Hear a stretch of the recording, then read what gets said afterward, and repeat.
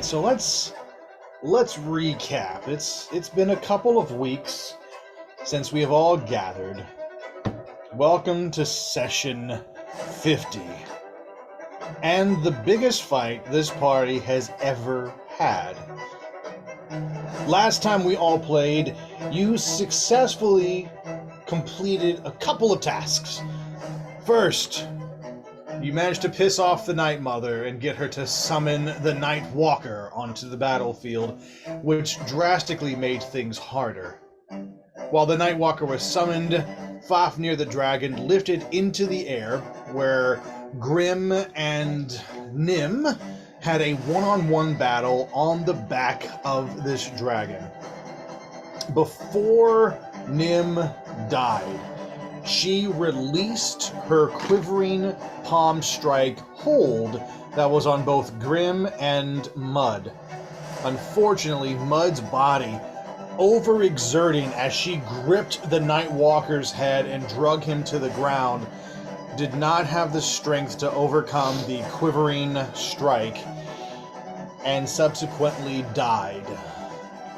Grim did manage to save on the throw, and in a fit of rage and anger, because it was Alexander who took the death kill and not her, Grim leaps off of Fafnir's back, opens a portal only big enough for his head, and seals it, effectively decapitating an elder dragon.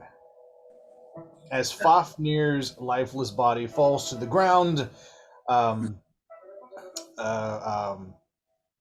losing Emily's character's name. Just Estrella. Thank you. It's only been 50 sessions. Estrella, using her wings, bursts into the sky to catch Grim, so that she does not splat on the ground, and as such, saves her from that fate. But unfortunately, Estrella drops to the Night Walker, and in the process, Pain, looking for a new host, had transferred himself to Estrella's body. And when Estrella dropped, Pain took over and fully resurrected her body as his vessel. And that is where we are now, with Yasin, Keladri, Gilk,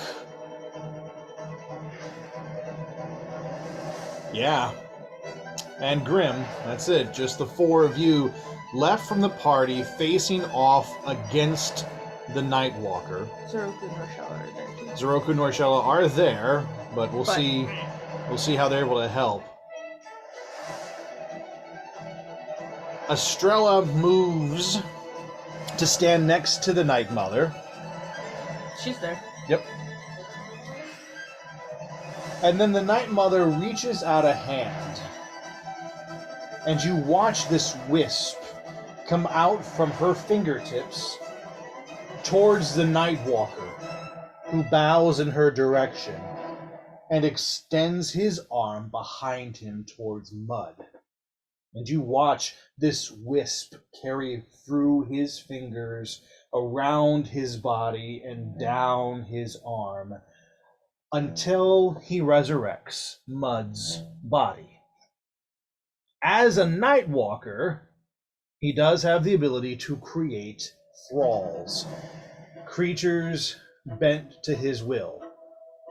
And since Mud has no longer a will of her own, she is fully possessed by a piece of the Night Walker. And Mud's body slowly walks over to stand next to the Night Mother, and you all see Mud just twitch and move in odd ways, as if she is, because she is, literally a zombie. Pain, using Estrella's body, turns and grins at Mud, and grins at the Night Mother. I think it's time for us to even the playing field a little bit. And Pain is going to use his only lair action that he has. It's a move called Planar Shift.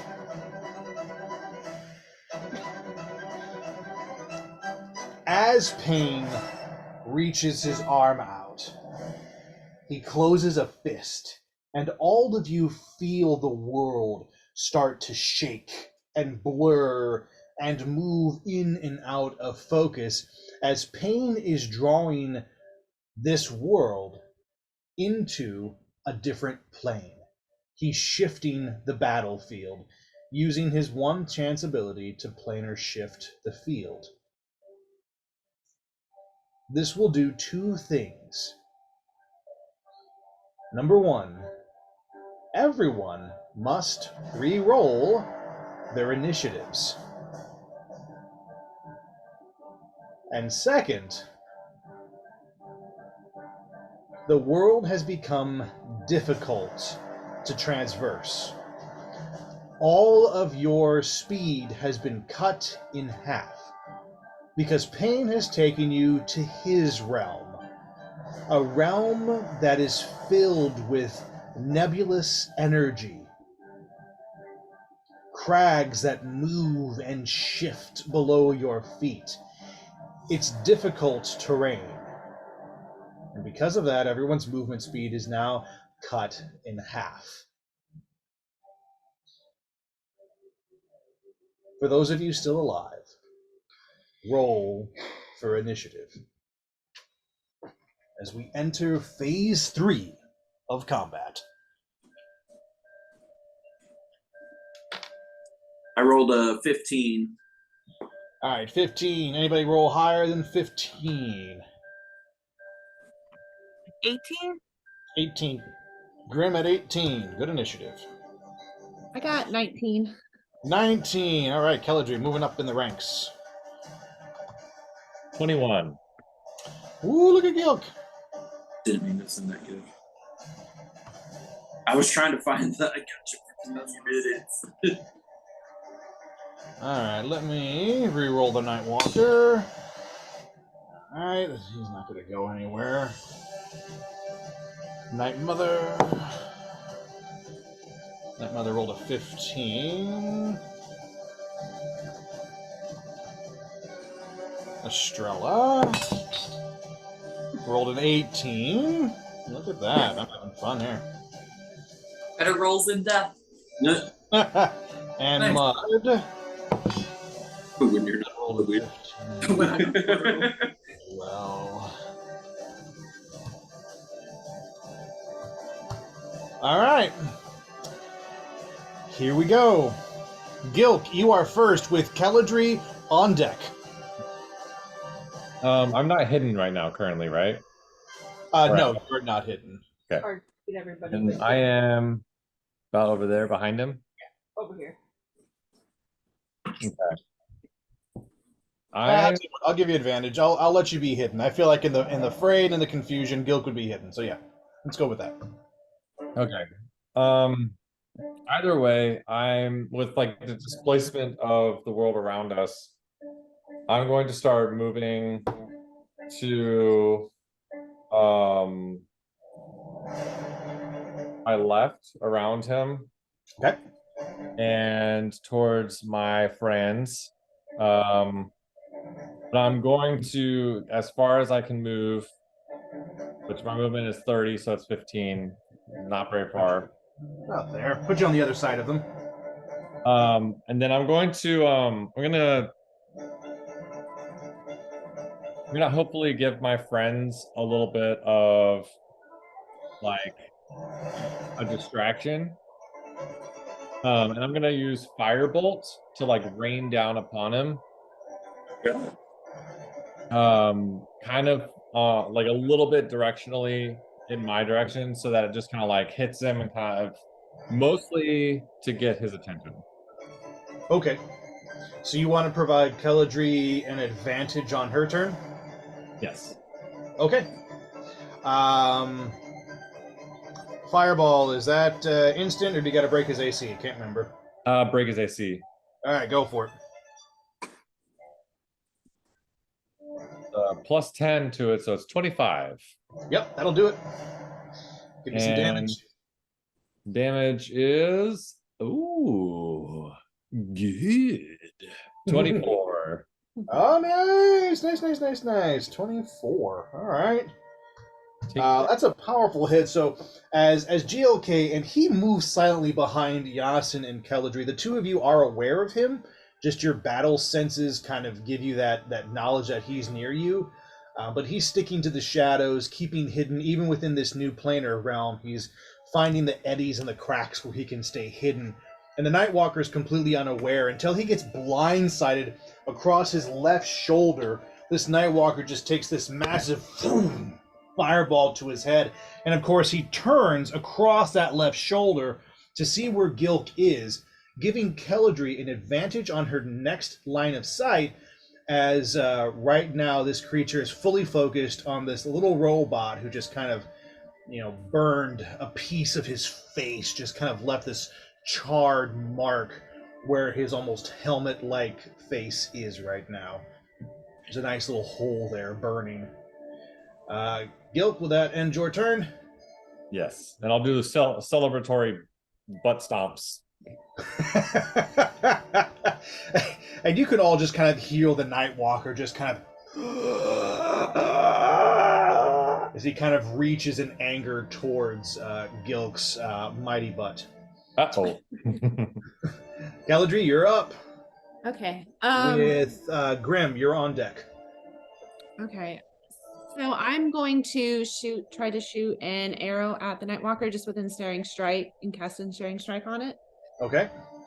All right, break his AC, and then we'll see if I can break the DC on that strike.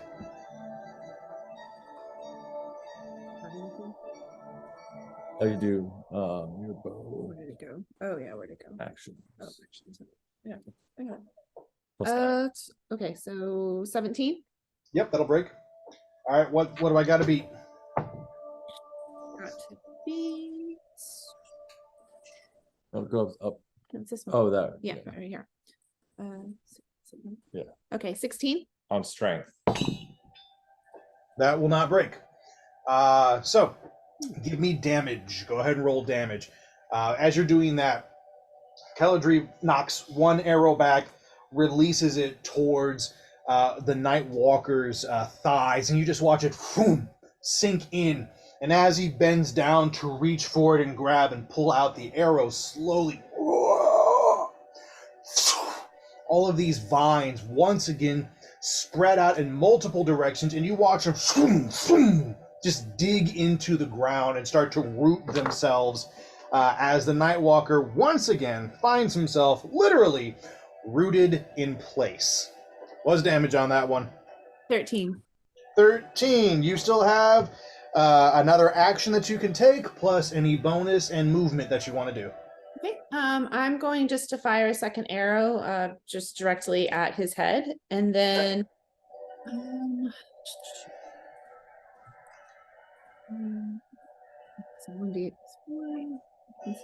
We gotta do the D20 plus 9. Okay.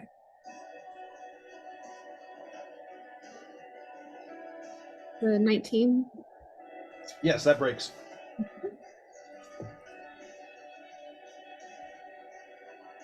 It's gonna be 12 damage.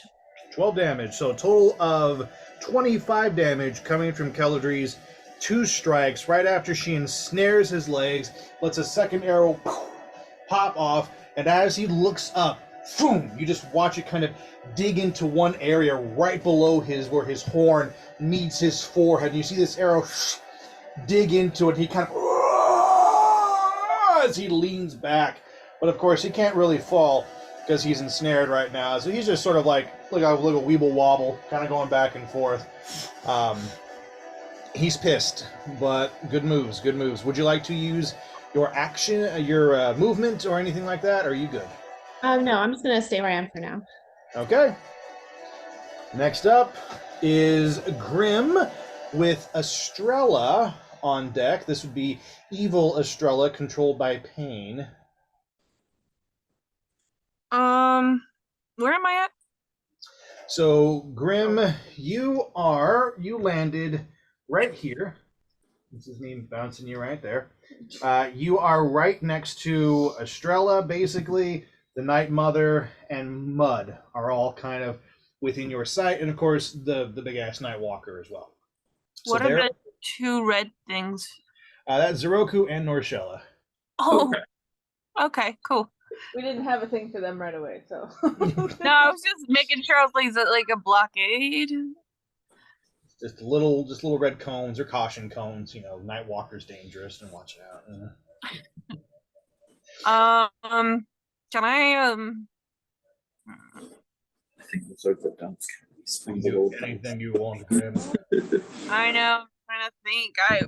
I couldn't come up with anything because I was like, I don't even know where I'm at. Go big or go home. And also, everybody remember, talking is a free action. You can all talk. So yeah, those of you who are live. If I summon the giant, will that be my one action? Will that be like my action? Yes, that would be an action. So I believe you have 2 actions. Oh yeah, I forgot. Yeah, so one of them, yes, would be summoning the giant. Yep. Okay, I'm gonna summon the giant. Okay, this is gonna be fun. And so we're gonna represent the giant with this tree, because this tree for him. Oh, he can work too. Sure, yeah, he works. We'll get Alexander out. So Grim, you do that. You take your one of your actions, and you just kind of whisper this incantation into your ring, and then sort of fling out this soul that just gets larger and larger and larger until, boom, you all feel this 10, 11 foot tall giant just hit the ground, roughly half the size of this Night Walker. Typical giants are around, say, 10 to 12 feet. And this female giant that you captured was definitely very average for her size. But you look and you can all see the damage that you all inflicted to her body. She's missing one arm. She's got cuts and gouges into her. There's this rip open in her chest, cuts along her face.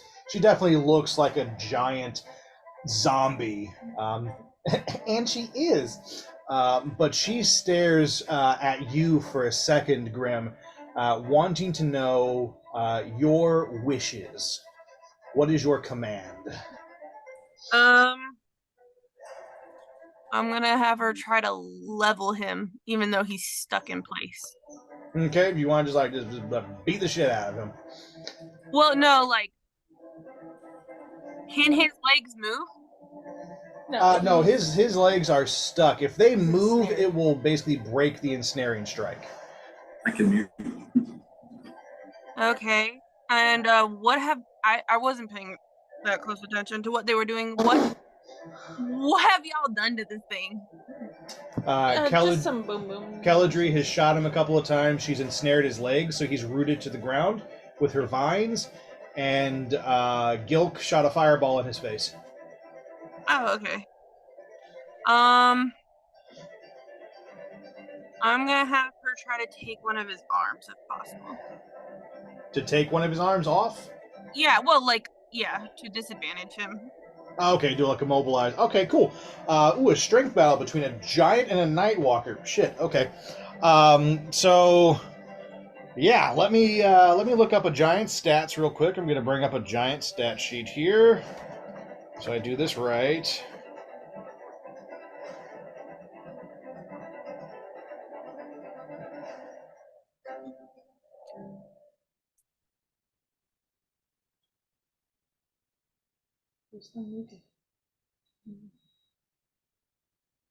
Yeah, we'll go with Hill Giant. Hill Giant sounds good. Yeah, chaotic evil. Yeah, that's what she was. Okay, why not? cool. Okay, I see her stats. All right, let's see. So she is going to tell you what, you roll for her. Add +5 to your strength. So roll and add +5. And I'm going to roll for the Night Walker, and we'll see who wins. 25. 17. What'd you get? 25? Shit, you win. 17 for the Nightwalker. So was that natural 20? Yeah. Oh crap. Okay, So she cool. crits. That was so she chose to immobilize rather than do damage. So here's how this is gonna play. Well, she also take his arm. This that giant comes in, and the Nightwalker tries to swing for this new creature on the field, and with her one good arm, she grabs the Nightwalker, and you just watch something. It almost reminds you of Mud as she gets underneath him and rips his arm around behind his back and lifts until he starts to dip and bend backwards. And for just a little improvised damage on this move, 3 points of damage. It's not a big damaging move, what's happening here, but between the thorns and vines that are holding his legs and the giant who has pinned one of his arms behind him and is literally lifting him up just a bit, this creature is fully immobilized. In order to do anything at all, he's going to have to deal with the giant first and then deal with the thorns on his legs. Pretty impressive. You still have one more action that you can take, plus your movement, Grim. I think what I'm going to do. I don't know. I was like, that's too many things at once. What should I do? So if I cast something on him, he still gets the chance to. Yes, he would. He would still have a chance, unless it involves strength or dexterity or athletics, anything that involves like a movement. I would say he can't defend. But if it's like mental, wisdom, charisma, he could defend that. Oh, okay. Crap. I mean, you have to roll for it, but yeah. Mm-hmm. No, yeah. I was just curious what since I have him in that position. Yeah. What would work best? Let's see.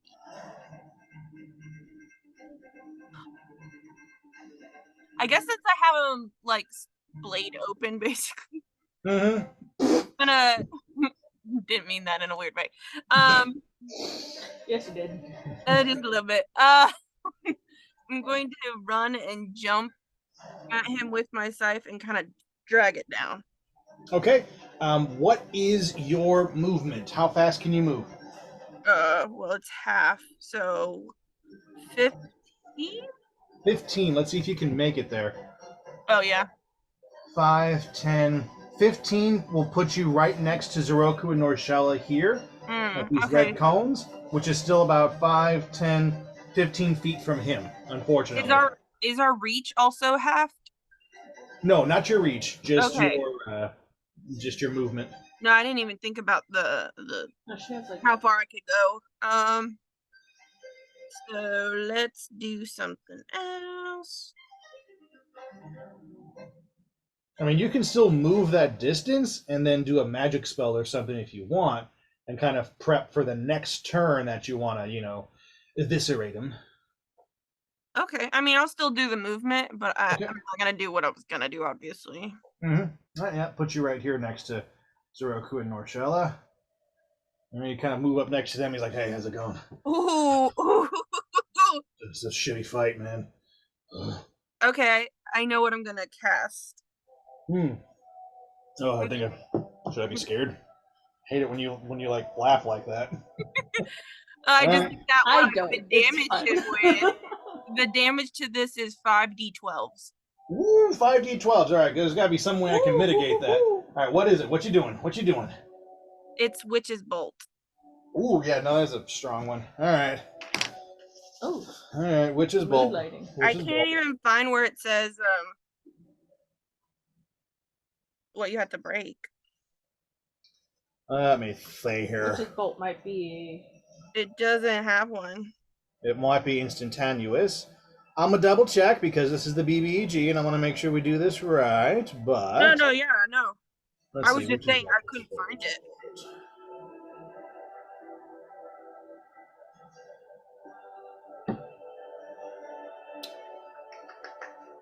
Concentration up to 1 minute, 1 action.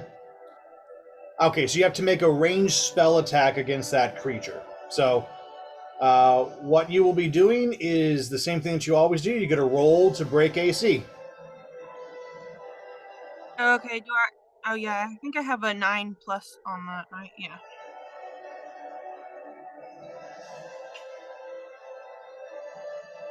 26. 26 will break. And you are casting this at 5th level, I believe? Yeah, I think so. I think that's Oh, why it's God. 5. Yep, that would be because every level above 2nd you gain an extra bolt. Okay, here's how this spell works, Melissa, just so you know. I'm paying attention. Once you have cast Witch Bolt, it's like a tether between you and this enemy. You, as long as you don't want to do a different move, you can keep spamming Witch Bolt on him every time it's your turn without having to break his AC. It's an automatic connection. So I just have to do like a check. No, it's just a concentration It's thing. concentration. If you hold that spell and don't want to cast any other spell, you can keep doing that damage. Yep. And you can hold this for 1 minute. That's the duration of the spell. It's a And that's 1 minute concentration. 6 rounds? 6 10 rounds. Yeah, 6 rounds. No, 10 rounds, right? It's 10 rounds because each round is 6 seconds. 6 seconds. I Yeah. got it mixed up. Yep. So for 10 rounds of combat, you can keep going, Witch Bolt, bitch, and roll for damage. So, It's like a teaser. roll for damage. What'd you get? I What do got you some good rolls. All right, give me the numbers. 48. Yeah, he's going to kill you next. That's what he's going to do. Jeez. That's why I started laughing, because I rolled the first 2 and they were both 12. I was like, oh. Yeah. Okay, hang on. I got to do some math here. Because that was a hard hit. Okay, hang on. It was 12, you're not sorry. 12 to 11, Don't 11. be No, I'm sorry. not. Because actually, you killed 2 of the people. 3 of my people, so. Exactly. Yeah, no. Avenge us, Melissa. Avenge you. I was like, sorry, but to Chris only, but not evil Chris. Not DM Chris, just Chris. Yeah. Okay. So here's what happens. Is there anything you want to say? Anything you want to do with this? Is there like a spell that you chant? A word like die? Die. You do that, but as you say the word die, Oh it's god. almost like a mantra, like a spell that rises up from the ground around you. The rocks start to lift. Pebbles start to swirl around your feet and thighs as you build this immense energy. And you just look at this creature, and from deep within you, a voice comes out that is a mixture of yours and Alexander's, this demonic presence. Die! And as your hand lances out, this bolt of energy zigzags around, and you see the Nightwalker trying to track it, trying to keep his eye, wherever they may be, on it. But at the last second, the giant just kind of pulls up on him, and you see him, boom! And instantly, this bolt lances into his chest. And you can see the tether between your hand and this creature. And as you snap your fingers, an electric current flies through this energy, and 48 points of damage just erupt, and you see him spasm and scream and writhe in place. It just echoes throughout the chamber, and you hold onto that connection, looking to dig deeper for your next hit. That will conclude your turn. Thank God. That was Damn. I that didn't was a expect to go lot that of hard power. all at once. That was some punk ass power that Just came like, from you just right go there. for it. Whew. Okay, well, next up is Estrella with Yasin on deck. Oh. Are you okay? Oh yeah, no, I'm good. Let me bring up Estrella's character sheet. Not me just over here sipping my coffee. That hit scared me. I'm not gonna lie. Now I'm like, holy shit. Witch Bolt is amazing. That's why I just grabbed it from Yeah, Rochella. Witch Bolt is badass. Okay.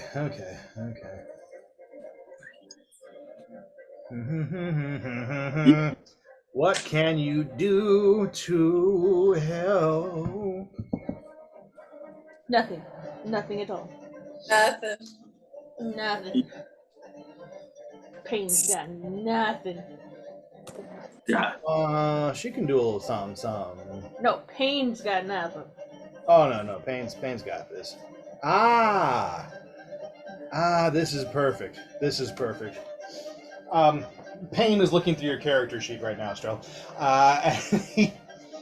As he kind of feels out your body's abilities, he taps in, and you see him. He clicks his head to the side. No, and it's all your healing spells. And then he stops, and he's like, ha! Oh yes, this could work. And he takes a few steps forward, just to be right in front of the Night Mother, not too far, raises his hands, and casts Inflict Wounds upon the Night Walker. Now here's a yeah, I know, you're like, what? Why is he doing that? See, here's a little thing that Estrella missed last round. When she healed the party, the Night Walker shielded his face and turned away from the radiant healing energy.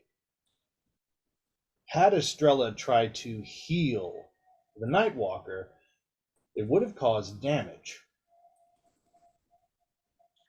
But to inflict the Night Walker with necrotic damage would act as a heal for this dark and corrupted creature. Oh my god. And you hear Pain start to laugh as he casts Inflict Wounds at level 6, a 6th level spell, which will allow him to do, I believe it's 8d8s of healing. No, that's not what I wanted to roll. That was a d20. That's weird. He's not going to resist this. But even if he did, 8d10s. Bless you, Estrella. Bless you. Jeez. 40 points of healing. And Pain starts to laugh.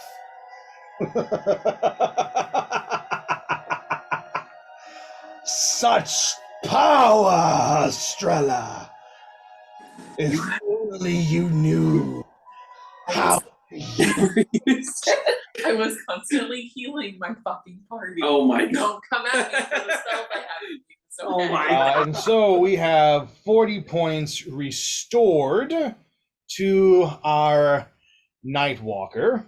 Still didn't give all the points back that Melissa took, okay? I'm happy about that. Not all, no. She still hit harder, not all. But you see some of the Nightwalker's wounds start to close up and turn into scabbed over gashes. I believe you did this. Pain looks at the rest of the party and he goes, I hope you don't expect any healing from me. Unless you beg for it, I could be convinced.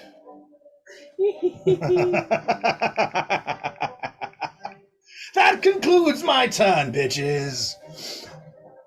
And next up we have Yasin with Mud on deck. Let me go get Mud's character sheet. Oh, gosh. This is so much fun playing with your character sheets. I'm really dying over here. What do I want to do? All right, Yasin, give it to me. What you got? My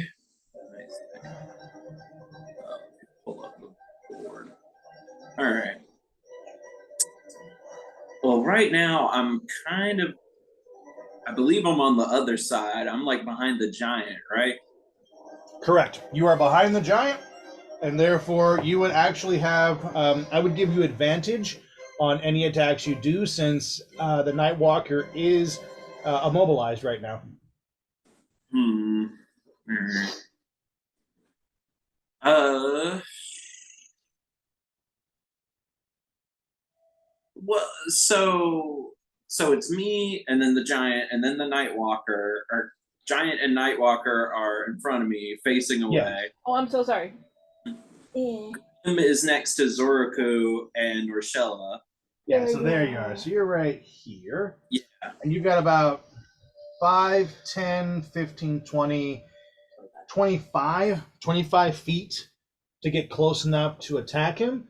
Since your walking movement is halved, you would have to use an additional action to close the distance. Well, we'll see. Well, after seeing the necrotic healing that just happened, I'm going to have Yasin kind of. He's going to use his movement to kind of come, like, kind of diagonally towards the camera a little bit, like to Yasin's left diagonally. So you want to go this way? Yeah. I kind of want to like forward and to the left, but diagonally. So your first movement, that would take you 5, 10, 15. All right.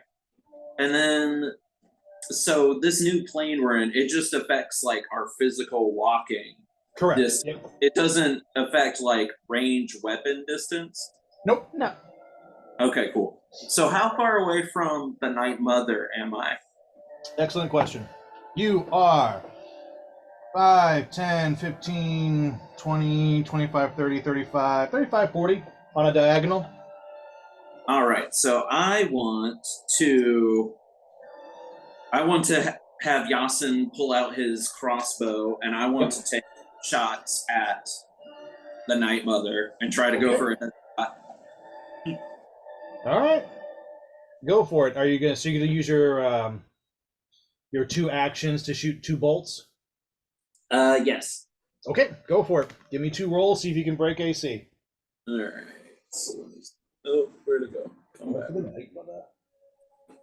As one should. Okay.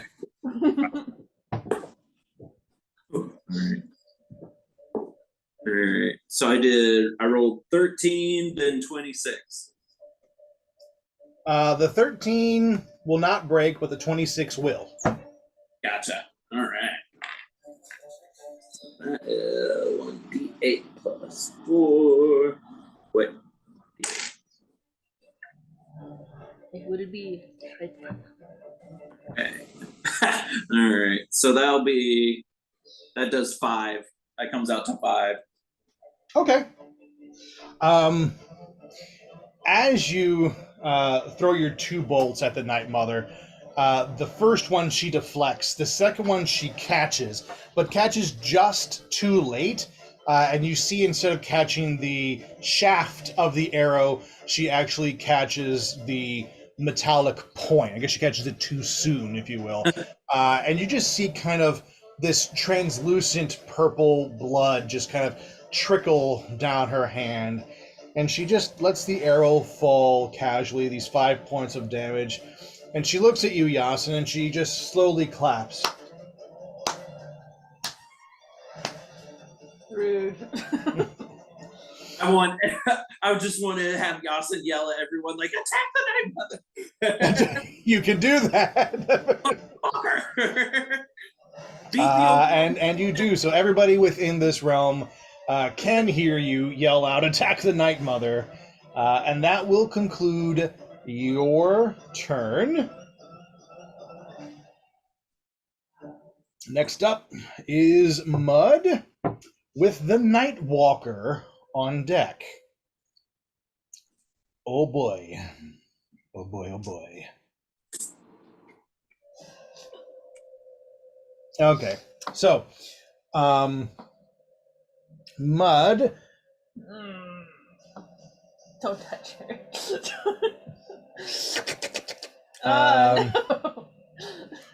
5, 10, 15. So she is going to incur a opportunity of attack from Zeroku. Zeroku is going to roll to break her AC and utterly fail. So that will not work. As she walks past Zeroku in her just kind of zombified form, Zeroku reaches out with an axe, and she just takes her hand and blocks it. Boom! Literally just moves it to the side as if batting away a fly. And she doesn't even give him the time of day. Instead, she moves and bears down on Grim, keeping her eyes locked on you. And she takes her hammer in one hand, and for a moment, you watch her body blur as she moves at full speed with full hitting potential and brings 2 attacks on Grim. This is going to be a 14. Will that break your AC? I think so.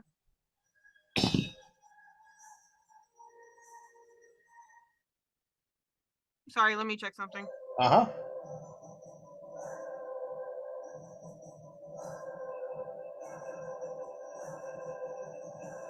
So I know it's not right away because I didn't even know this. But technically, since I have my armor on, no. Ah, very nice. I was looking at some of my stuff and I was like, oh dang, I could have used this. But the second one I know will hit. It's a 28. Oh yeah. So that'll do.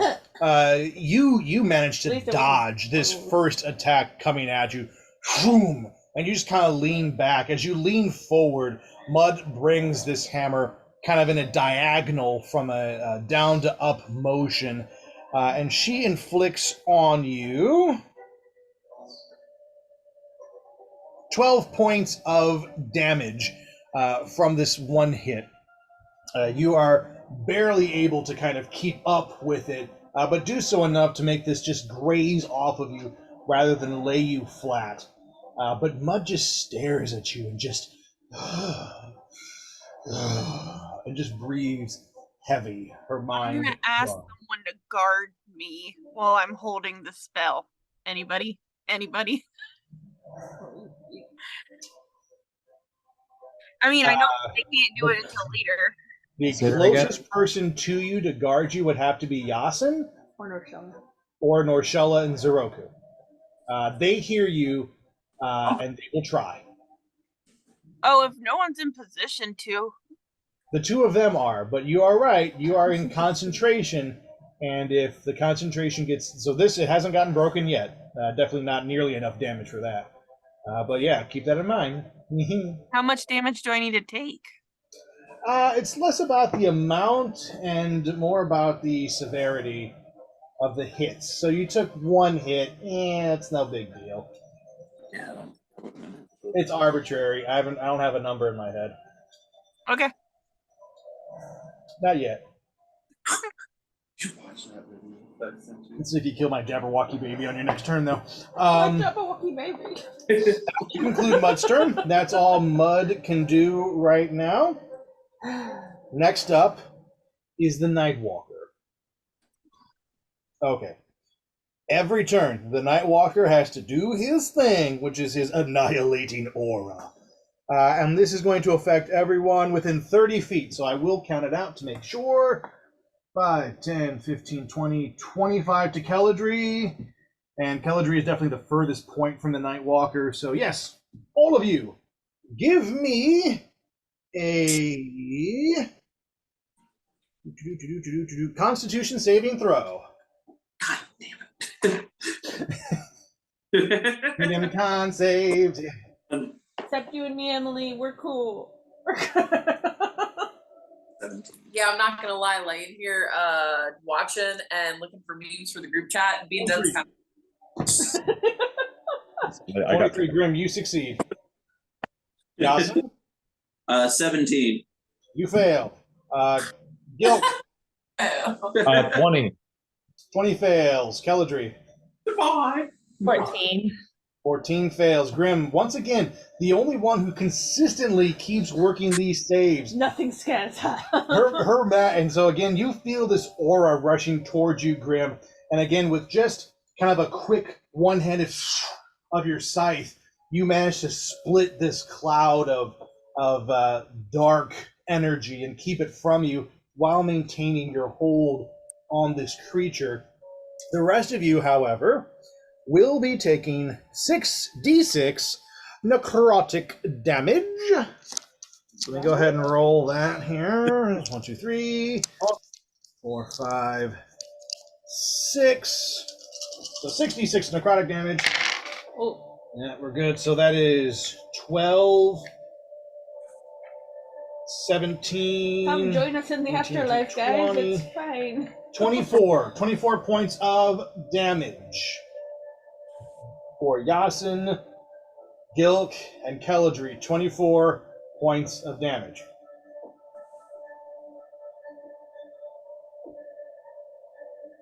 All right. The next thing this creature is going to do is a multi-attack. This is going to be a weird multi-attack. He's still got one arm free, and he's mostly immobilized. He's just trapped. So he is going to try to first deal with the giant at his back. And he is going to use his enervating focus attack, which is again more necrotic damage. So let's see if this giant saves on a con save. Got to beat a 21. That is an 8, unless the giant's got a massive plus to the con. +4. So that will not break, or rather not save. Okay, so this is going to be 5d8s plus 6 necrotic damage onto the hill giant who's left. Okay, this is potentially very damaging. I'm just going to do this in the game just to make it easier. 5d8s. 1, 2, 3, 4, 5.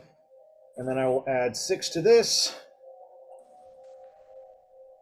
17, 18, 19, 21, 22, 23. 23 points of damage on the 27. giant. That was 7, but whatever. 27? Oh, you're... No, you counted 7 instead of 6. Oh, 22 points of damage. No, gotta be right. 22 points of damage on the giant. Giant's still in the fight. Giant's still looking pretty good. However, what this hand manages to do with this necrotic damage is as the Nightwalker reaches behind him and racks his nails across the giant's midsection, she screams and just loosens her grip just enough that he is able to lean forward and throw out his hand once again to cast his second attack. And this one, he's aiming for Grim. This is a tricky one. If this hits, it will break your concentration. He is casting his Finger of Doom. Doom on you. Doom on you. You need to make a Wisdom saving throw, Grim.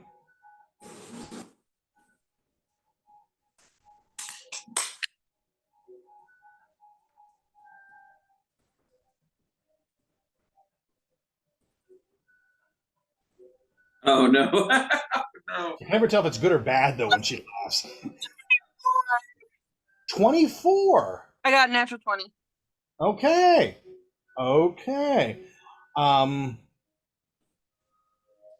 Is that okay? Is that good enough? So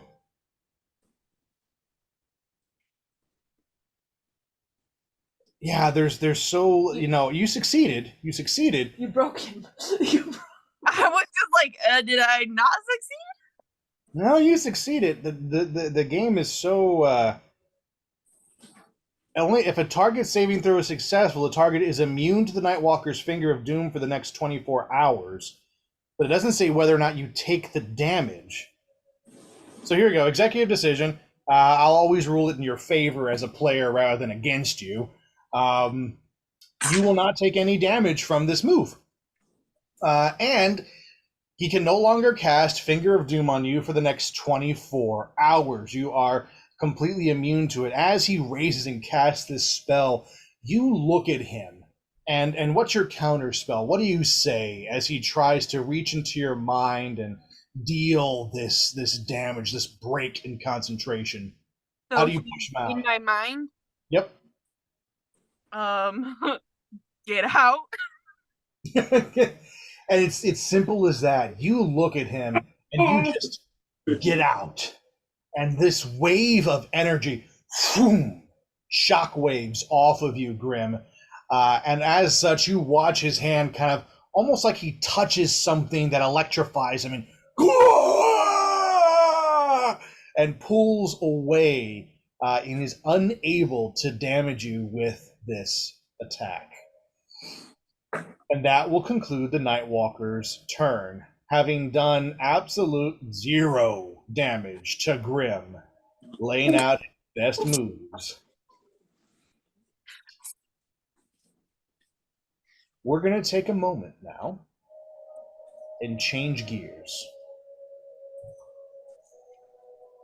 We're going to shift from this almost mirror plane dimension that Pain has created for this battle and shift over onto the plane of death. Oh, hey, he might be coming in. Yeah, the hint, nudge, wink, wink. Meanwhile, in the plane of death. Meanwhile, in the plane of death. Meanwhile, in the plane of death, you notice that this plane is an echo, if you will, of where you all had come from before. You see the trees. You can see the planar shift in the elements. And what you can see that the party has a hard time seeing is that it's almost as if Pain has caused multiple layers of one dimension to exist upon itself, almost making a soup, if you will. It's why it's so hard for everybody to walk through.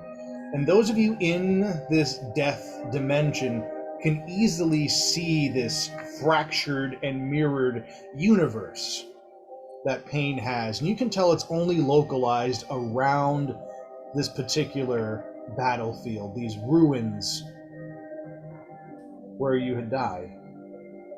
Estrella, you can see your own body move against your will, separate from you, casting healing spells on the Nightwalker and laughing maniacally with a voice that is clearly not your own.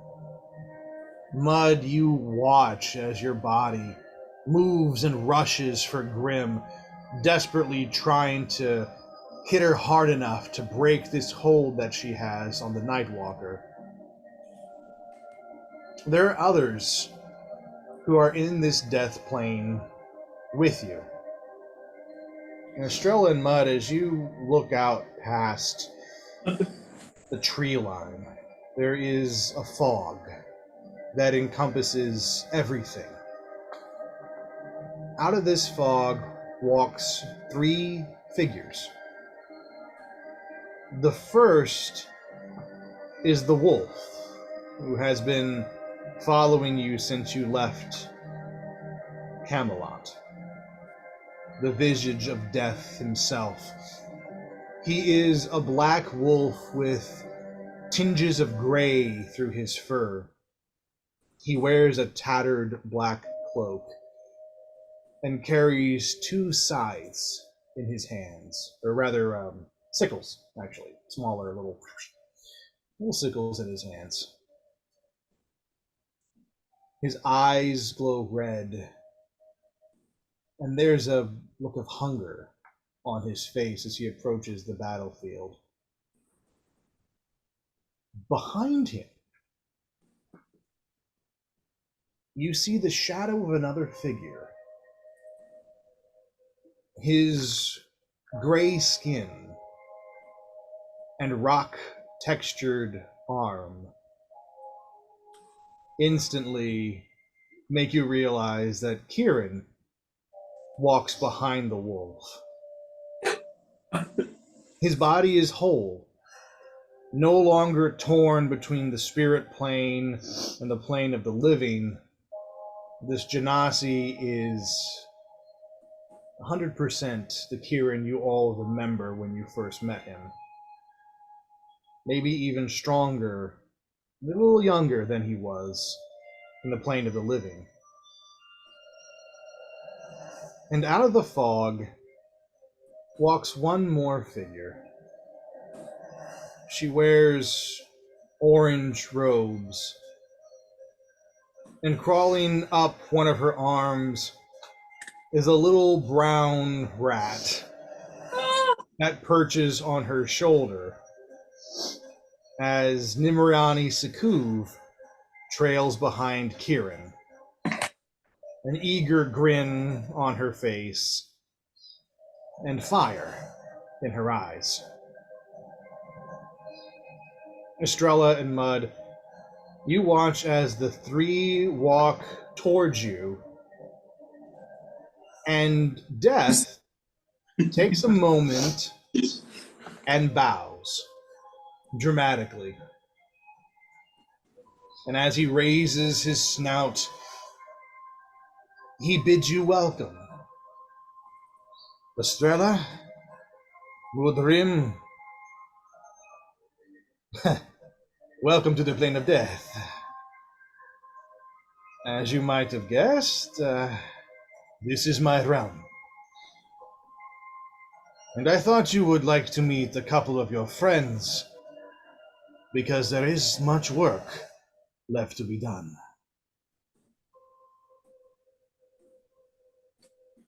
I hope your deaths were not too painful.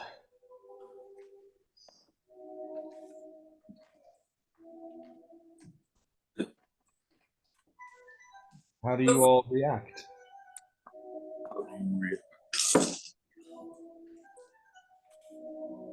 We're not there, right? Nope, this is just Estrella and Mud, Okay. Kieran, and Nim.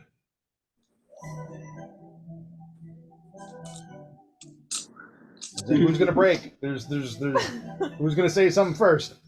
You don't know what to say to death. I will.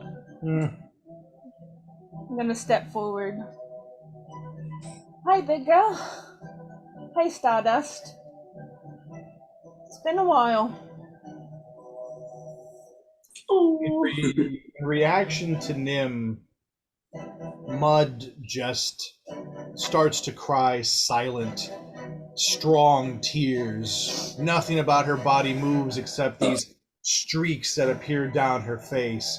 And she looks at you, Nim, and all she says is, "I'm so sorry. I'm sorry." She's gonna go up and put a hand on her arm and just... You did what you could, big girl. You had a lot against you. And then she's going to turn and just hug Estrella. Yeah.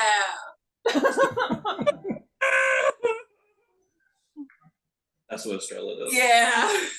Mud's gonna walk over to Kieran, still bawling, silent tears, and she's gonna put one arm around him and just lift him up and just hold him tight. And she goes, "I am so happy to see you, my friend."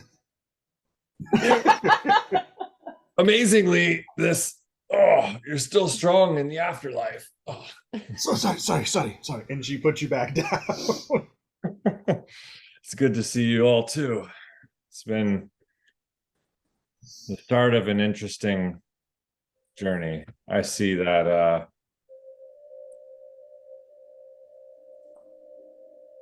you are joining us at an interesting time. Yeah, we're not doing so hot down there. I have seen worse fights in my time. You all died with honor. Trust me. Estrella, the first thing you do notice, you have both your real hands. You are 100% whole. I myself.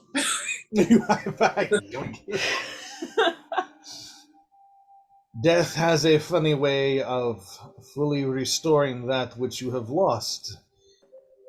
There's a reason why people call it, well, the long rest, or asleep when I'm dead. As such, you have all taken a long rest. You are fully healed here, fully restored, fully you. You have all the magics and all of the abilities that you did in the living world. Just a slightly different nuance, if you will. Death does change you.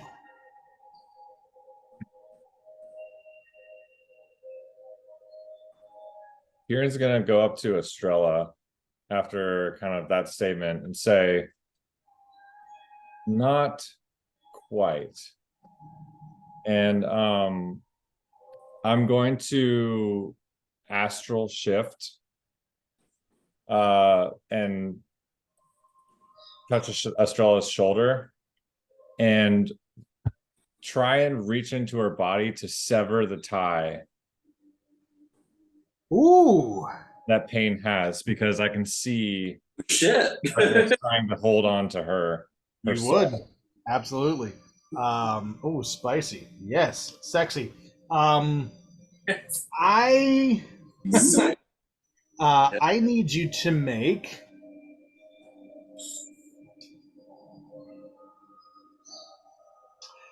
a wisdom saving throw. Finally, Kieran's wisdom. Oh, thank God. Not a trash can. Jesus. 18. Yeah. Nice. Good. Here's what happens. Could I add to that, if you don't mind? What do you want to do? Is there a way for Kieran to reveal it and to Nim to reach in and do her last quivering strike? To Pain specifically. Or will severing the connection pretty much? I need you to make a Very I want high. you to make a wisdom saving throw as well as you touch Kieran and try to use your key energy to meld what he's doing. She's not bad on wisdom. So 17 plus 9.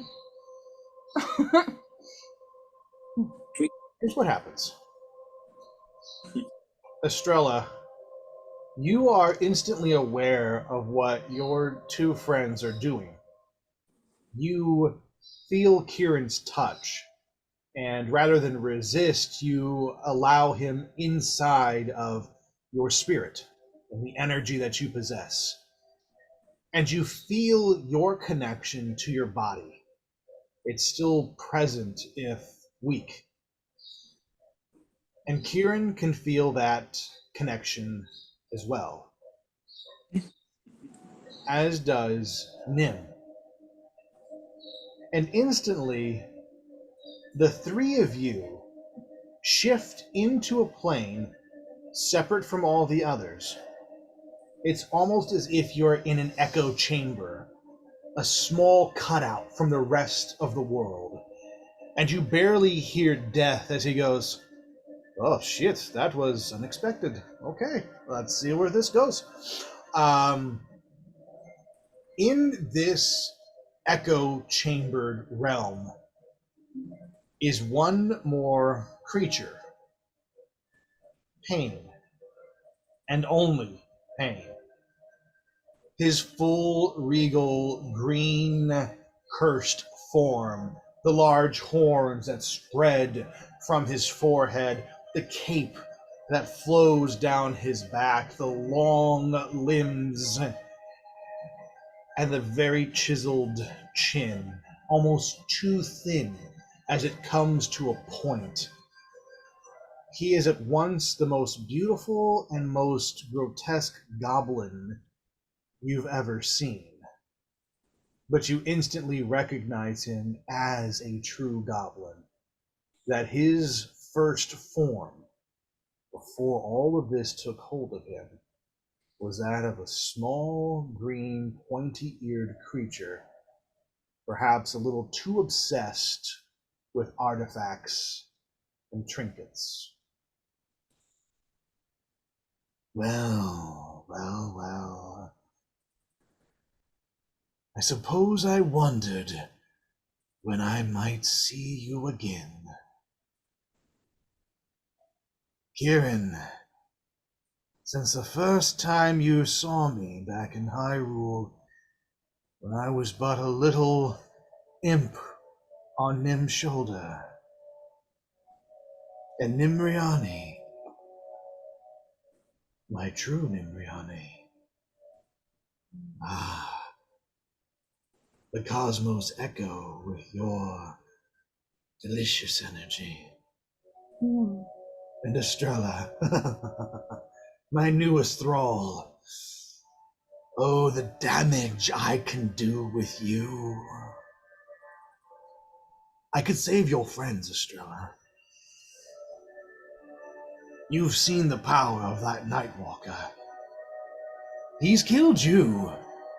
He's killed Mud. And do you want to know something truly terrifying? Oh, really? Oh, you do. The Night Mother has not lifted a single finger to fight. What kind of power must she hold that she deems it beneath herself to enter this battle of all battles? Oh, we all gathered here. Myself, Fafnir, the Nightwalker, the most cursed creatures of all the realms. We came to her call, and she just watches us do her bidding. Estrella, if you merge with me, give me your spirit. I will keep control of your body and share it with you. We will work together. We can take down the Nightwalker easily. One healing spell, and he will be nothing. And you and I combined may be enough to at least put some fear in the Night Mother. All of you can hear this conversation. All of you can hear him talking and pleading with Estrella. Can I do something? You can do whatever. All of you can do whatever you want. You are your bodies in this echo realm.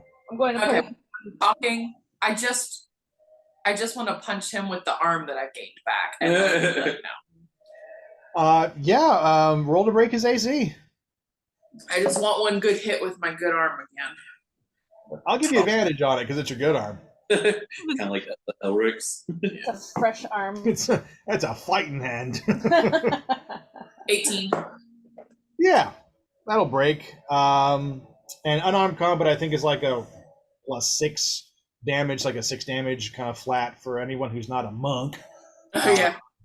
So yeah, that works. Yeah, you just kind of go in and with your freshly minted new arm, you just punch him in that perfect green nose that he has, and you watch his head just kind of snap back. Ow! And you see that his nose now, instead of being this perfect line that goes straight down, is now crooked to one side, and is just ever so slightly trickling dark green blood down his lip. And he kind of just wipes the blood and he goes, I can work with that. Was that a no? Nim would smack me sometimes. It was kind of sexual. Oh no. Nim's going to put a hand on her shoulder and be like, huh, you beat me to it. All right. Let me take this one. It's kind of personal. And she's going to step in front of Estrella and step like right up to Pain. You had enough. You had enough of me. And in the end, you got all of me. Even in death, I will not let you have my friends. And what do you plan to do about it, little godling?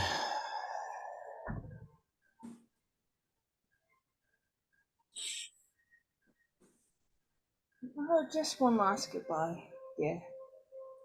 And she's actually going to reach up, put her hand on his face, and she actually wants to give him a kiss.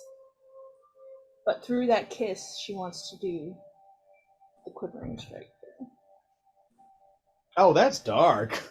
Nice. Oh, that's not right. Oh man. Oh. Roll to break his AC with advantage. Okay. What do I have? +2. What? Is that in the actions? The quivering strike? Yes. Quivering palm.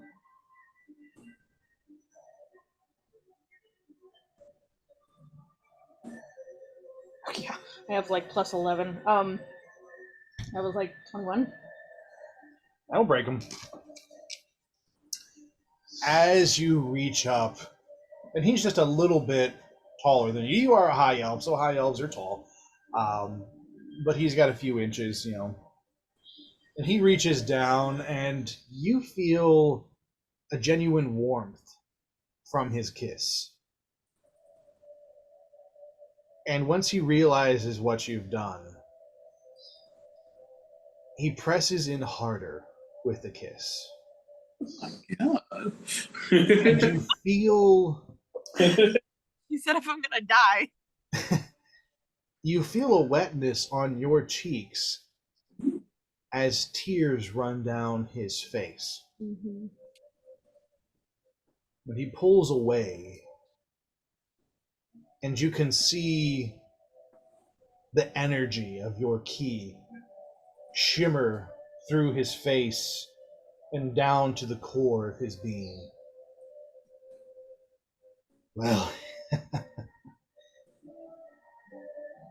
was one hell of a ride, Nim. You and I did great things together. I think it kind of rubbed off on me a little. You know, if I had to choose my death, this is how it would be. He takes a couple of steps back from you. He looks at you, Estrella.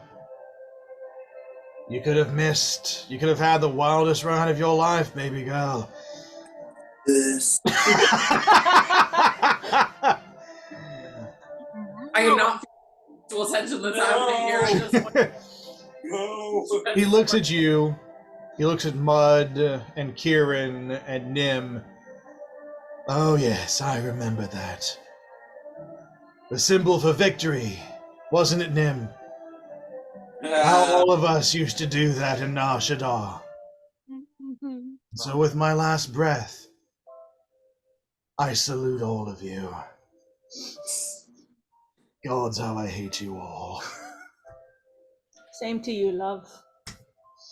As you release your hold on the quivering strike, Pain doesn't resist. He doesn't try to roll against it or anything.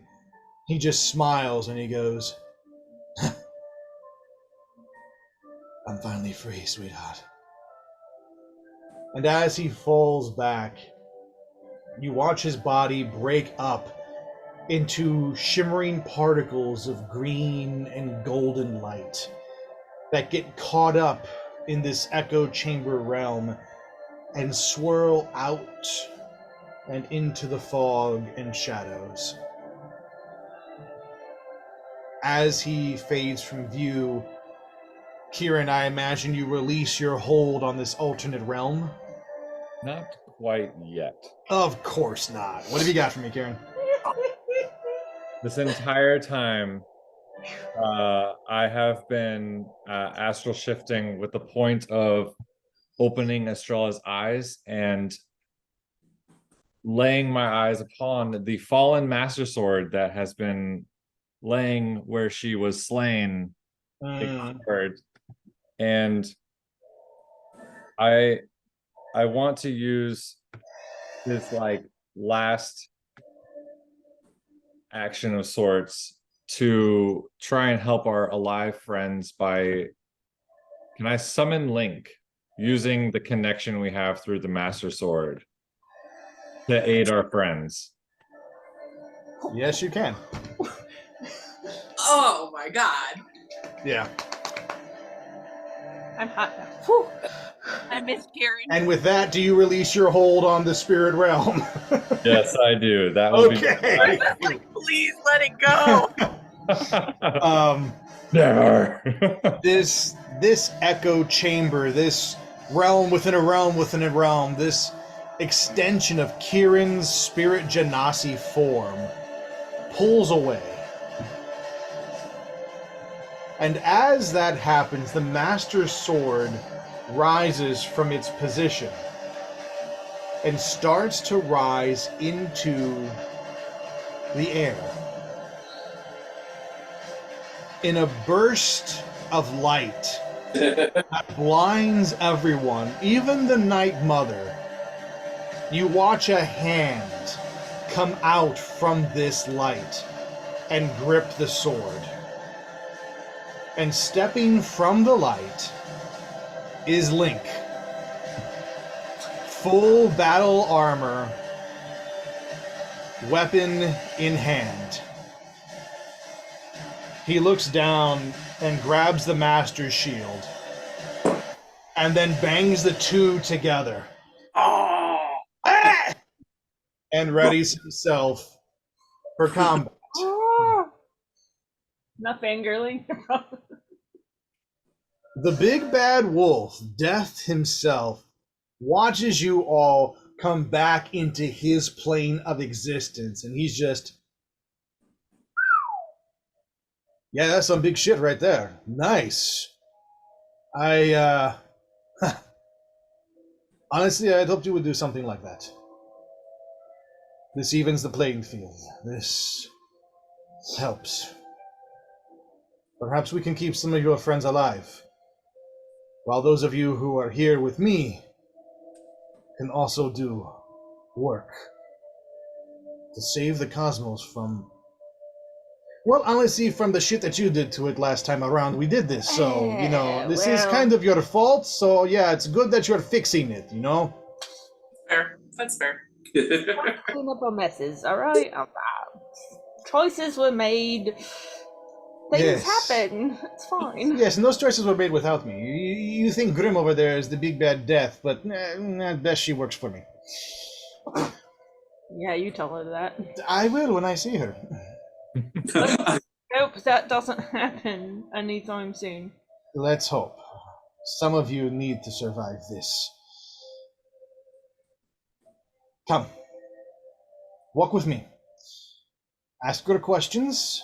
I will answer them to the best of my ability, and I will tell you what it is we have to do. This battle is not the last that you will face, but it is the worst. What we have to do next will hopefully put things right. And you are all so close. Believe me when I tell you this. You are so close. We can fix the realms. We can make all of this right. And finally, all of us can go back to our normal fucking jobs.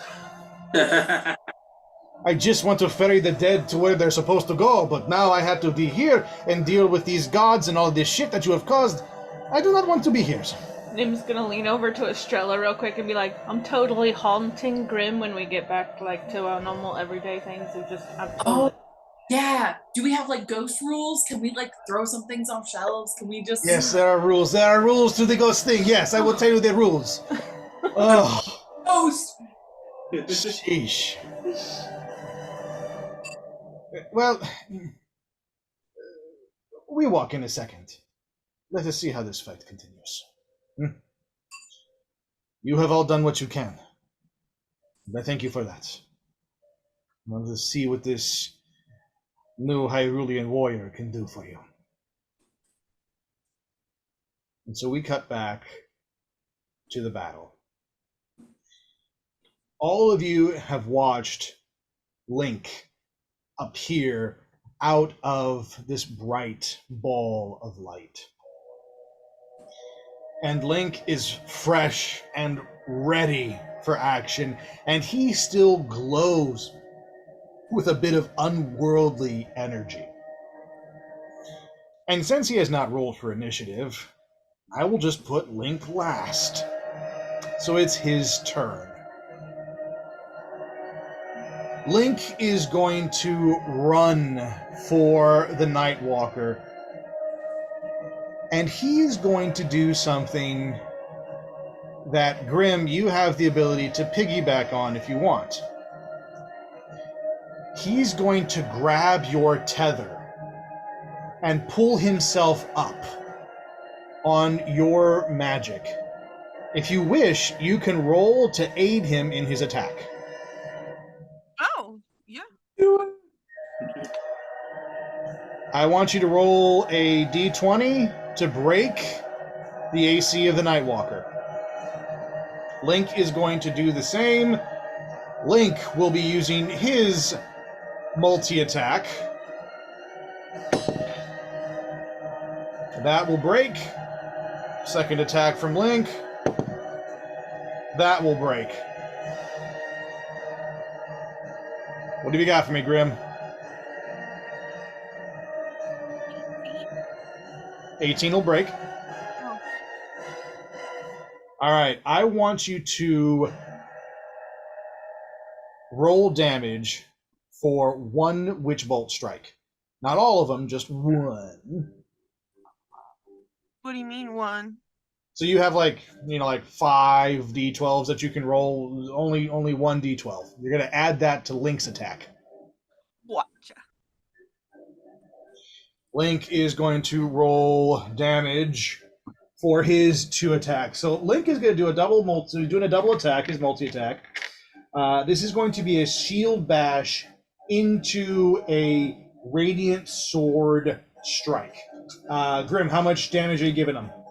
Well, Ooh, 12 points of damage. All right, let's see what Link gets with these 2 strikes. 10 plus 12, we're at 22, 24, 30 points of damage. This is where I would say, how do you want to do this? So here's what happens. I was like, Grim, you watch Link, and without missing a beat, the minute that he grabs onto your Witch Bolt to kind of launch himself up, you sort of fling it like a whip, allowing him to get higher up into the air, but also charging his hand with just an extra ounce of magical energy, which he transfers to the sword that he has ready. As he gets up into the air, he comes down at this just glorious 45-degree angle, landing with his shield against the creature's outstretched arm as it tries to block and defend. But the radiant energy from the shield starts to burn against the creature's flesh. He takes his sword and with one final shoves it into the creature's exposed chest. Because remember, Yasin and Grim, all of you had been working at this cavity in his chest, which Link uses to plunge his sword past his sternum and deep into the creature's heart. And in that moment, He lets the light of the sword shine. This creature is weak against any kind of radiant or healing magic. And that takes his 30 and doubles it to 60. Woo. In a blinding ray of light and power, you watch as the Nightwalker slowly starts to disintegrate from the combined power of Link and Grim. And in a blinding flash, the Nightwalker's corpse lays on the floor, burning cinders where his heart and chest would be. Add too much hope for that. Yes, Grim. Does he have a soul? Does he have a soul? I mean, he had a heart. I was just asking. For, a friend.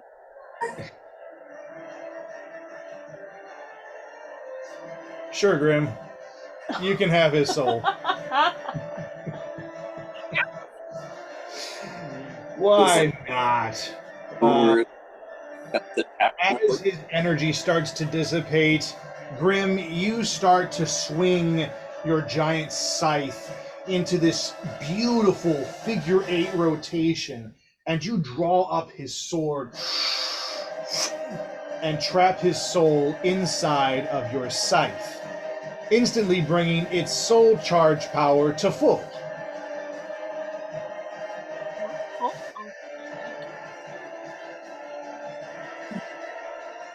I love the intensity of this, but the Nightwalker's dead, so we'll just tone that down a little bit. Link turns to look at Yasin. Grim. He kind of turns his head at Gilk. He's like, huh. And then looks at Keladri and keeps turning his head, as in, wow, you guys just keep growing. But he nods at Yasin, and he nods at Grim, two of the party members that he recognizes. He's like, I know he's one. I love you. He just kind of points at you and then makes like a heart shape. And you realize that this Link has gone back to being the silent Link, the one who keeps his vow of silence. Behind him, a portal opens, again, made of the same light that brought him. Don't leave yet. Kieran's spell worked long enough for Link to do one attack, one move of blinding radiant damage. And he salutes all of you in the traditional Hyrulean way, and steps back into the portal and back home. All of you are left with the Night Mother, who turns to look at Estrella. Pain? Bring him back. I'm not done yet. And as Estrella looks to the Night Mother and gets ready to nod, Pain's hold on the body is released. And the Night Mother watches as Estrella's body just collapses at her feet. And she turns to look at Mud. And without the Nightwalker, Mud's body also collapses without his living magic to keep her body entrapped. In an instant, the world shifts back to the plane it's supposed to be in. No longer dual, no longer difficult to traverse. And you all stare at the Night Mother, the last remaining creature to fight. Oh my. Fascinating. I'm going to be honest. I thought you would all die in this moment. Hoped you would all die. Planned for you to all die. But plans can change. That is step 3. Throw away the plan. Well, children,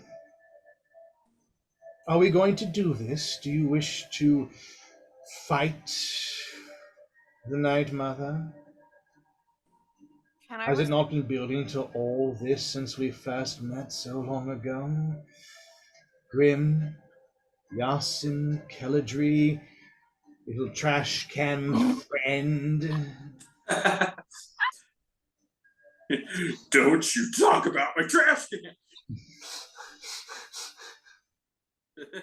At this point, you are all out of combat. There is no, so we're not in initiative anymore. You can choose to do whatever you wish. Talk, strike, however, whatever you want to do. Yes, Grim. Can I talk to you for a second? Because I don't Yeah. remember. Who's all in my scythe? You have a couple of dead bodies from Nar Shaddaa that you held in there. Pretty much anybody you kill with your scythe kind of gets sucked in there. And then you've got, well, you basically have a sort of demigod in there as well with the Nightwalker. So your scythe, when it has full charged souls, has a couple abilities that you can use. And you can expend those souls to do those abilities. So you kind of read up on that if you want to do it, yeah. Let's rush her. Okay. A second and talk about strategy, please. If you want to That's interrupt, the you can. strategy you won't expect it. It's so stupid, it'll work. I feel like that's a interesting idea. That feels like a Yasin move. Is everybody going to go along with Yasin on that? Is that official? You going to want to rush her? Please don't. All right, that's fine. Can I do like an arcana thing real quick? Yes. Or a religion thing? The last time I did, Whichever one of those you want to do. Whatever it is. We'll do I different. want to kind of put my scythe to my chest where I usually talk to Alexander. here, and See then if it'd he be can real. react. Oh, he's gone. He's gone? He's gone. Oh. Yeah, when he took that hit for you, he said goodbye. And as you try to reach for him and feel where he could be, you feel nothing but a gaping void, an emptiness. You still feel the power that you had with him as now your own power, but you no longer feel him. So the scythe, everything that he helped you summon, you feel like, I don't need him to summon that. I am death. This is my weapon. But you can feel him. Okay. Well then, may I produce my wings? You can. And yeah, you don't even need to roll for that. Just out of your back, you feel these giant bat-like wings form and sort of shroud your character to either side. And it feels natural to you. The way you shift your shoulder blades and the wings kind of flap with it. You fully embrace what Alexander left for you, which was the best of him. These wings are now yours, and they never have to go away if you don't want them to. I'm gonna keep them. The Night Mother watches you and she goes, "Oh, nice trick, dearie. I see that Alexander left you a little something. I'm gonna smash my scythe and summon the Nightwalker. You can't summon the Nightwalker. Oh, I have fully charged? You have a fully charged scythe. It has special abilities, but that is not to summon the Nightwalker. Oh, I thought that's what it did. Shoot an energy beam at her. Your ring does that. What? Your ring can house some souls and bring some dead things. That's what it did. Let me double check. Let's double check. It's been a because I get the two mixed up what they can do. Nah, you're all good. I mean, it's completely homebrewed. I made it up myself, so it's hard for me to remember too. Let's take a look at what it does.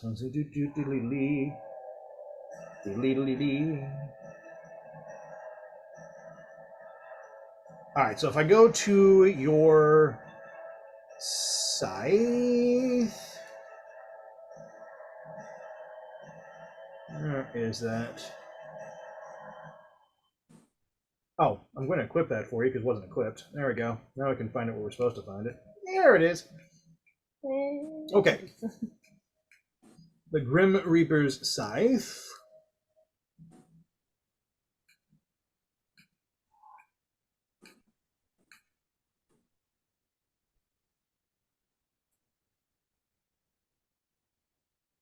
So what the scythe allows you to do is for every soul that you have trapped inside it, you can do one of two things. You can heal yourself for 1d6 per soul, or you can use your souls to increase the damage of the scythe as you wield it. So you would add a d6 to it as you expend the soul's energies that you have trapped inside.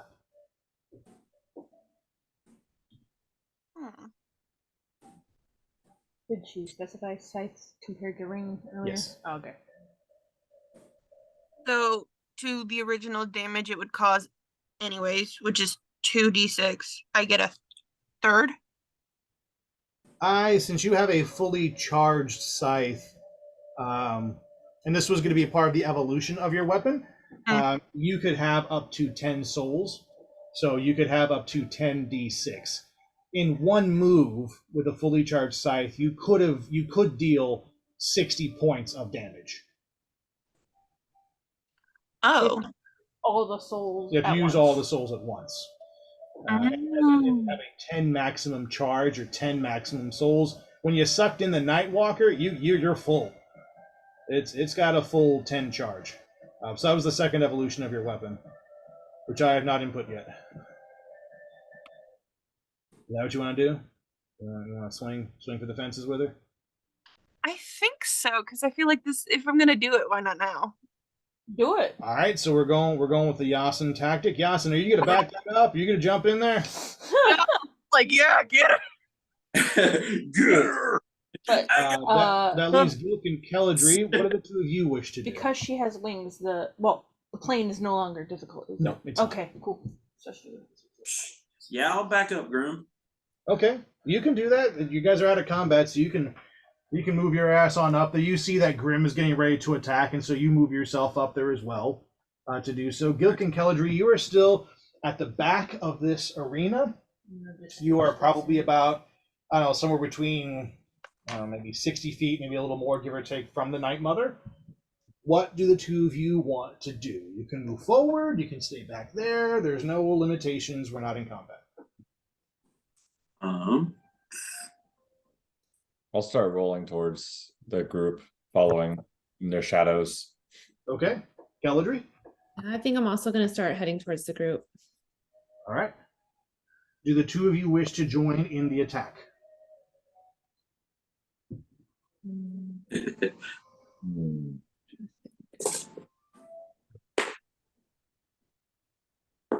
Can I target one of my butt tremors just to like make her lose her footing? Yes. butt tremors. Just like make a little like and crack it, like run underneath her, just so she like loses her balance. That's all. Yes. Yes. You can try and do that. Kelladry, what would you like to try to do? How close is everybody else to her? So maybe if like if I tried to drop something on the Night Mother, would I injure the other players? Any other players?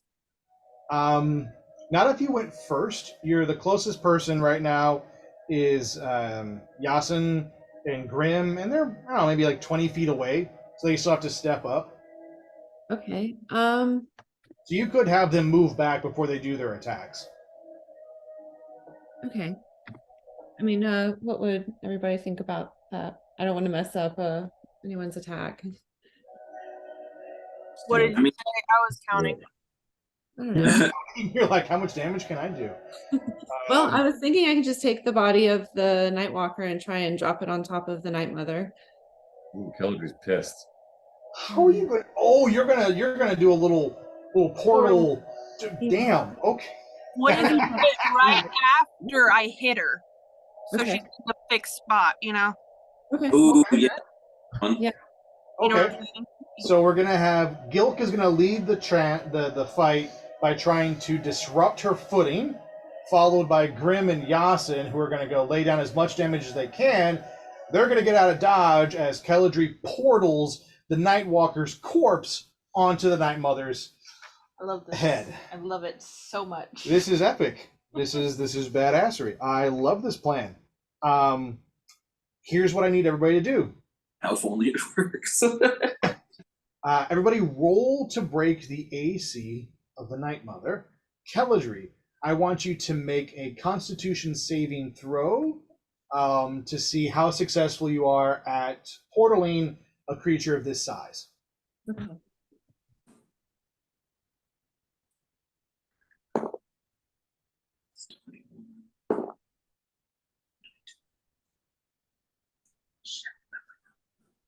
Give me your numbers, Yasin. You have a maximum of 3 attacks that you can do with your scythe. Oh. Well, I got first 2, I got 21, then 22, and then the third one, I got nat 20. Woo! Okay. Grim? This is for hitting? Yep, you got to break the AC. And then you can unleash all your souls if you wish. I don't think I have a plus for the scythe, so Oh, yes, it does. Yes, it do. Oh, yes, it does. Hang on. I'm Yeah. sorry. I'm real shit at this. I'm sorry. You have a +8 with your scythe.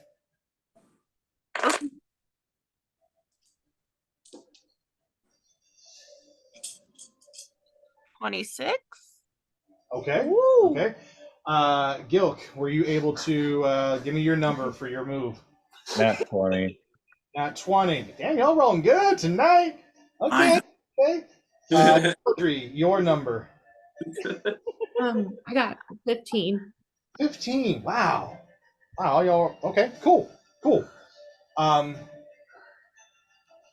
Here's what happens. Oh my goodness. The battle starts with Gilk launching into a series of butt thrusts, for lack of a better word. You just watch as this tin can just got whoop, flink, and literally just juts his metal butt towards the Night Mother. But with each successive hit, you watch the ground break and shift around her, and you watch her eyes widen as like, seriously? As she sees this move. And for a split second, you watch as her footing starts to lose itself as one of the tiles lifts off the ground where her foot is. Following on that is Yasin, who rushes forward, 3 strikes with his scimitar, digging deep into the Night Mother's flesh each time. As he shifts and rolls out of the way, Grim leaps into the air with her wings and comes down with one big slice of her scimitar, expelling, I imagine, all 10 of your soul charges. As she does, you all watch this black cloud of energy sort of and expand out almost like a little small nuclear bomb as Grim unleashes every ounce of soul energy within this scythe. The minute she feels the last of the energy release, she shoves her wings forward and flies back as Keledri screams at the top of her lungs to rip open a portal large enough for the Night Walker to fall through. Instantly, she raises her hand above her head. Ah! And you watch another tear as this creature falls down and just on top of the Night Mother. And all you hear is this muffled as she is fully encased within this creature's form. And for a moment, all of you breathe. You all take a second and step back and wonder, How much damage did you do? 52 from Grim. How much from Yasin? 38. 38. We are at 90 points of damage. Keladri, I want you to roll 2d20s for me. We're just going to do some improvised cataclysmic portal damage with a giant body. Okay. Yes, and did you double one of those scores because of the crit hit? Oh no, I didn't. So that'll be 42. All right, so we're at like I'm so sorry. 115. And then Keladri? 28. 28. 130, 42. 43. 143. 140. In one salvo, and you know what, Gilk, is there any damage on your move that you have that dishes out? Sure. You should have some kind of damage. Please. We just gotta break her a little bit at first. Just shatter her spine. 6 bludgeoning damage. Okay, so that brings us 150, 151? Yeah, 151. 151 points of damage. A little extra butt thrust in there, a little bludgeoning damage. There is a stillness. And all of you in the plane of death, Kieran, Nim, Mud, Estrella, you watch because you can feel death. You can feel this werewolf. That there's something wrong. Uh-oh. And his hackles raise across his back, and you see his fur stand on end. And he instantly crouches, draws his sickles, and just kind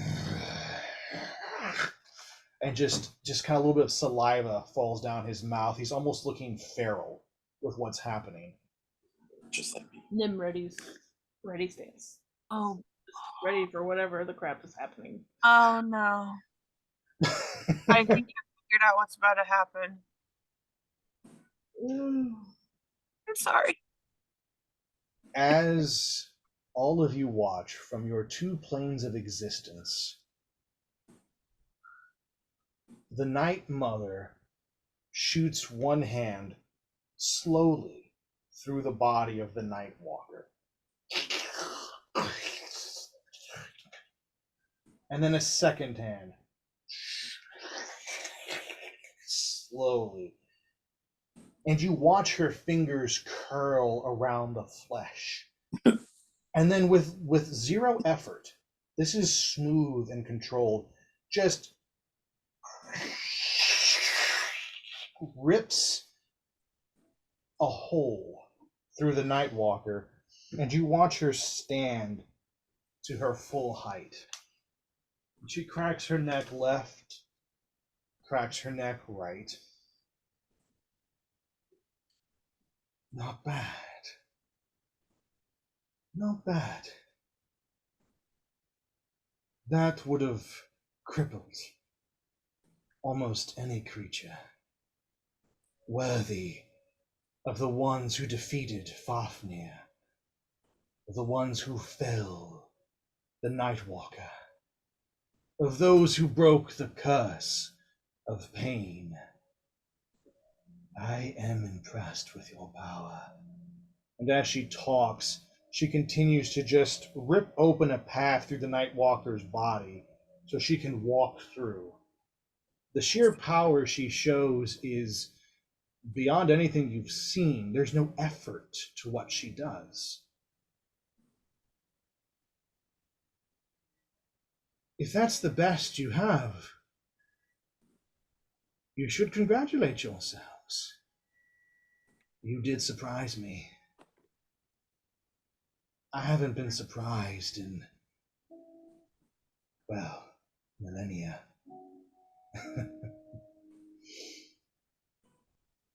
All of you roar in combat. You throw caution to the wind and you rush her with everything you have, hoping that maybe, her bravado is for show, that those damaging hits really did something. Keldry, you let arrow after arrow fly. Your hand is a blur. And you're almost as fast as the Night Mother as she bats away each arrow. Yasin screams at the top of his lungs and tries to do everything with his scimitar. His body is a perfect blur, flash stepping at his full speed. And yet everywhere he blips, she's there. And he blips again, and she blocks, and she's doing it with her hands. No weapons. Grim, you take a step back, fly into the air, and launch every magical spell you know, trying to rip her apart from the atoms, hoping to blow up this demonic creature. And yet she walks through each of your spells as if they aren't there. Gilk, you blaze her with fire. You root yourself to the ground and turn yourself into this little shield tank as you just launch wave after wave of fire at her. And she merely reaches a hand and parts your flames as if they're not there. Oh, my children, you face a true god. Not some paltry specter, some spirit who claims ascension, or some astral mage who's attained a level of godhood. No. You face a true deity, one as ancient as time itself. As she talks, her body shifts and transforms again. Wings sprout from her back.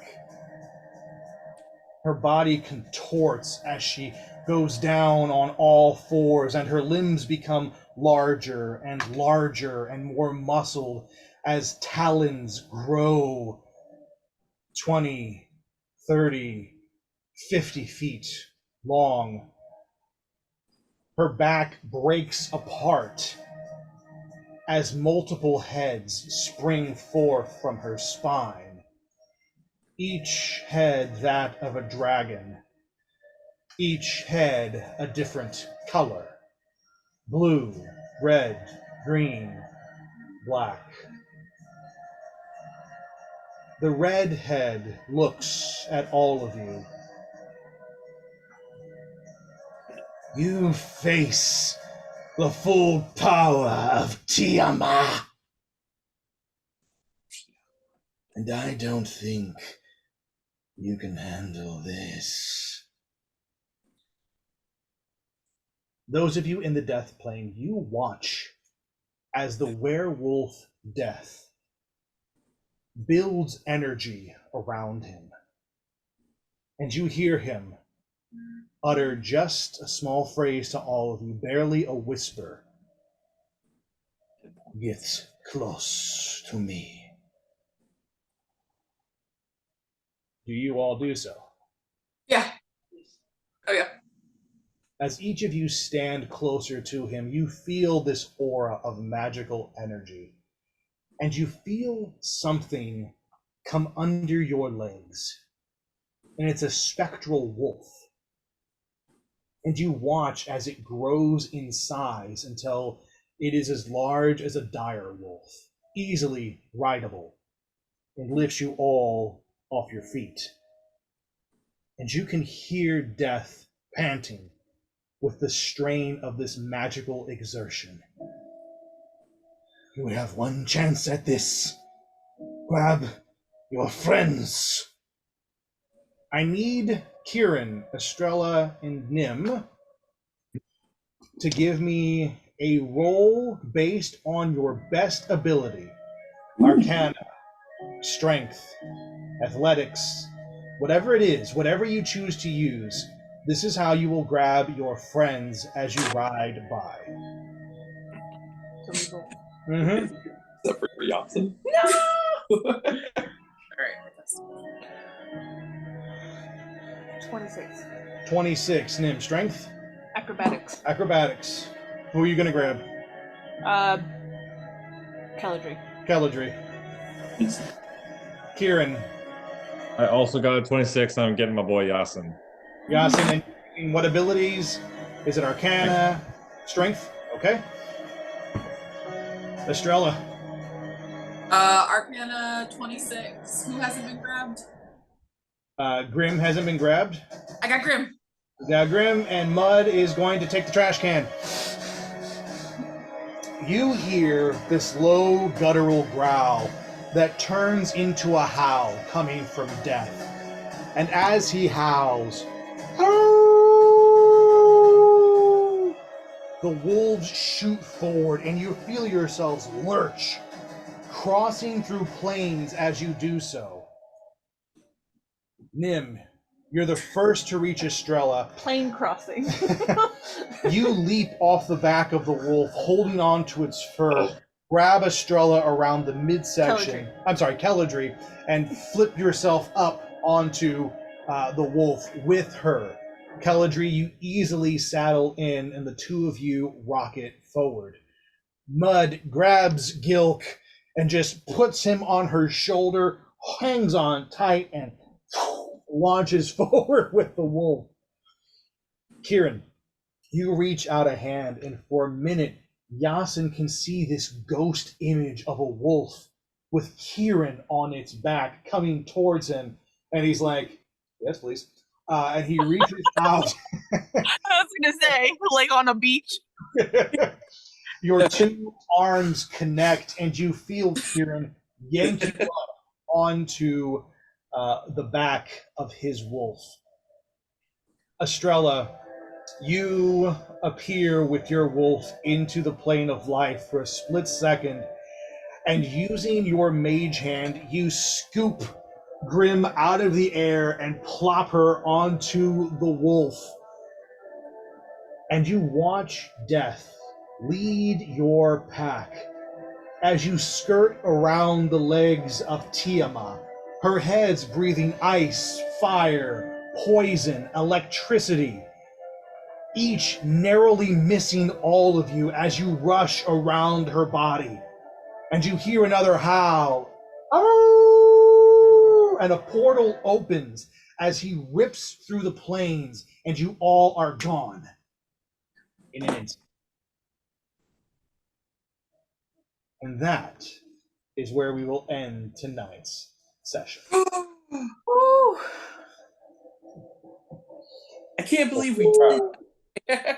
Hey, good job. Nice job.